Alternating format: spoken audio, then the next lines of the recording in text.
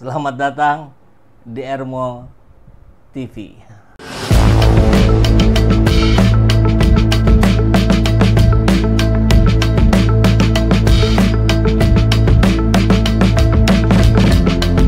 Bersama saya, Saiful Zaman, kebaikan yang terorganisir akan selalu mengalahkan kejahatan.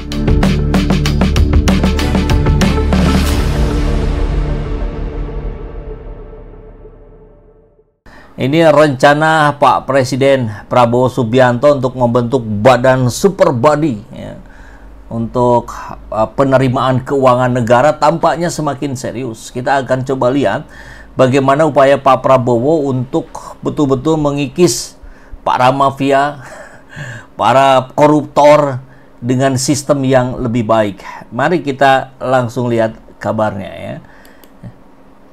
Dari RMOL ya, penerimaan negara siaga 1 ya, memang mesti dibuat siaga 1 karena selama ini kan bocor seperti yang disampaikan Pak Prabowo sejak 5-10 tahun yang lalu. Ya, badan penerimaan negara konon kabarnya akan dijaga langsung oleh tentara dan polisi. Ada Panglima TNI, ada Kapolri. Wow. Ada apa ini? Setelah kita lihat kejaksaan dijaga oleh tentara, sekarang keuangan pun akan dijaga oleh tentara dan polisi. Tentu polisinya dugaan kita bukan polisi yang ini ya, bukan Panglima yang ini. Dugaan kita ya yang baru, karena rumor kita mendengar Kapolri akan diganti. Mungkin Panglima TNI juga sama akan diganti. Setelah orang-orang baru pilihan langsung Pak Prabowo, maka skema ini akan berlangsung. Kurang lebih pandangan para pengamat dan ahli menyampaikan seperti itu. Mari kita simak kabarnya satu persatu ya. Bocor struktur BPN, Panglima TNI hingga Kapolri masuk Dewan Pengawas. Makin seru ini ya. Rencana Presiden Prabowo Subianto untuk membentuk badan super body di bidang keuangan negara mulai terlihat serius.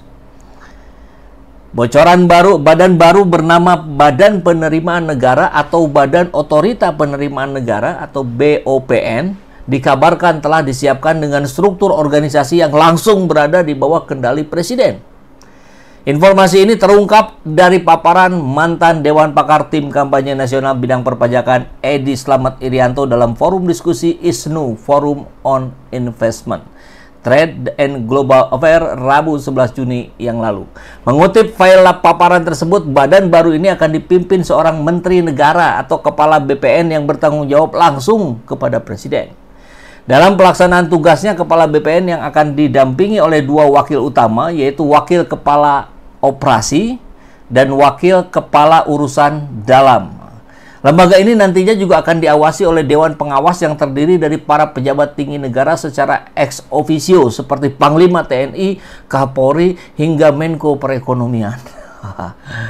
Selain itu terdapat pula 4 anggota independen dari luar pemerintahan. Berikut rancangan struktur organisasi BPN atau BPON ini.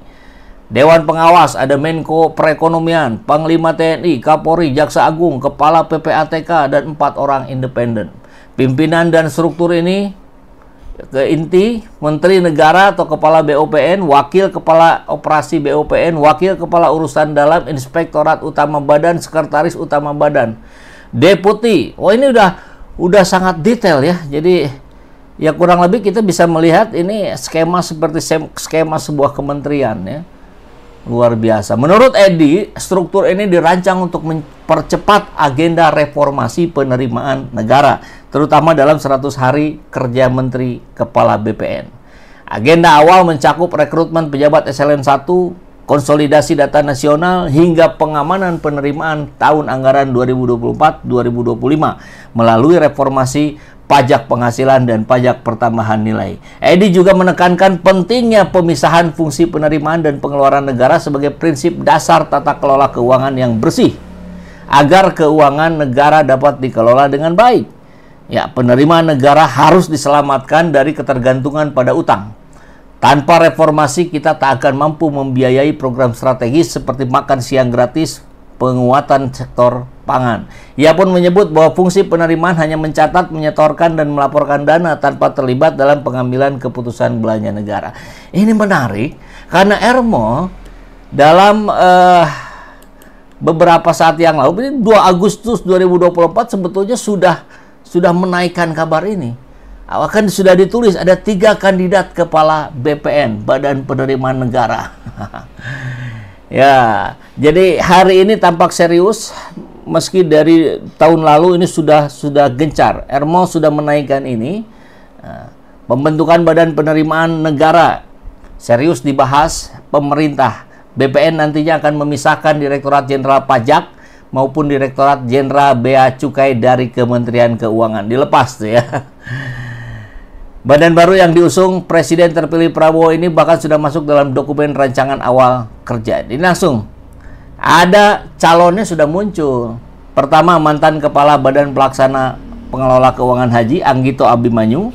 Kedua, Guru Besar Politik Hukum Pajak Uni Sula Edi Slamet Irianto, dan anggota Komisi 11 DPR Muhammad Misbahun. Nah, 3 orang ini sudah digadang-gadang. Maka tentu menarik kalau kita menyimak kabar ini, dan pastinya ya kita harus mencoba menganalisa, kita mencoba memberikan sudut pandang baru. Nah, kita lihat bocoran struktur BPN ini, ada tentara, ada polisi sebagai pengawas, ya, Panglima TNI. Maka kita akan coba melihat dalam konteks bagaimana harapan kita terhadap reformasi ini. Ketika negara mengumumkan pembentukan Badan Otorita Penerimaan Negara ini, ya, atau Badan Otorita Penerimaan Negara atau Badan Penerimaan Negara, kita dihadapkan pada 2 rasa, harapan dan kecurigaan. Di satu sisi kita bisa berkata, akhirnya reformasi penerimaan negara dijalankan secara serius. Dan begitu ya. Tapi di sisi lain suara lirih muncul. Kok Panglima TNI, Kapolri, Jaksa Agung ikut jadi Dewan Pengawas ya? Ini Badan Fiskal atau Dewan Keamanan Nasional? Maka tak bisa disangkal, memang kita butuh sistem baru. Penerimaan negara adalah pondasi dari setiap program ambisius. Makan siang gratis, industrialisasi pangan, bahkan mimpi energi nuklir. Jika uangnya bocor terus seperti hari ini, maka APBN akan seperti ember berlubang. Diberi dari pajak, bocornya ke mafia. Kan selama ini begitu. Maka masuklah BOPN sebagai solusi sistemik. Dipimpin oleh Menteri Negara, memiliki struktur vertikal yang merata di daerah hingga unit intelijen fiskal. Dan lembaga ini dirancang sebagai mesin kolektor negara yang modern dan galak. Dan mari kita akui, penjahat fiskal hari ini bukan hanya warga kampung yang telat bayar PBB, tapi korporat dan kartel internasional yang bermain di area-area hukum ini. Untuk itu tentu dibutuhkan pendekatan commanding presence, di mana kehadiran TNI, Polri, PPATK, Kejaksaan dalam Dewan Pengawas ini bisa dilihat sebagai sinyal keras kepada pengemplang pajak. Negara sedang serius, Bung. Negara sedang bersiap berubah dari tukang tagih pajak menjadi satpam kas negara. Tentu narasi kritisnya kita bisa lihat bahwa di balik cita-cita mulia ini ada wajah otoriter yang mengintip bagaimana niat baik reformasi penerimaan ini. Kita tidak bisa menghadapi resiko yang mengintai. Ya, ada militerisasi fiskal dan sentralisasi otoritas keuangan yang langsung ke presiden. Apa tidak cukup BUMN, BIN, dan kemitraan yang sudah beraroma sentral? Sekarang lembaga pemungut pajak pun akan diawasi oleh aparat berseragam. Apakah kita sedang membangun otorita fiskal yang transparan atau otorita fiskalitas nasional, di mana setiap uang yang Anda setorkan bisa saja diawasi bukan hanya oleh auditor tapi juga oleh intelijen dan jenderal. BOPN terlihat seperti gabungan antara DJP, KPK, dan Komando Gabungan Wilayah Pertahanan. Begitu. Lengkap dengan wakil kepala urusan dalam. Apa perlu nanti pakai korps dan pangkat? Dan jangan lupa, badan ini langsung di bawah presiden. Artinya, bukan entitas independen, tapi alat kekuatan fiskal yang terpusat. Kalau presiden hari ini baik, syukur alhamdulillah. Tapi kalau presiden berikutnya otoriter, apa? Kita bisa dapat versi pajak dari Densus 88. Apakah ini perlu? Ya saya kira perlu. Bahaya? Ya bisa. Tentu tergantung kita gitu. BOPN adalah simbol dari dilema klasik negara berkembang. Kita butuh lembaga kuat untuk melawan mafia, tapi kita juga takut lembaga kuat itu malah jadi mafia baru. Kalau dijalankan dengan prinsip good government, transparansi, akuntabilitas publik, dan bukan jadi alat kekuasaan elit, maka BOPN bisa menjadi pilar kedaulatan fiskal.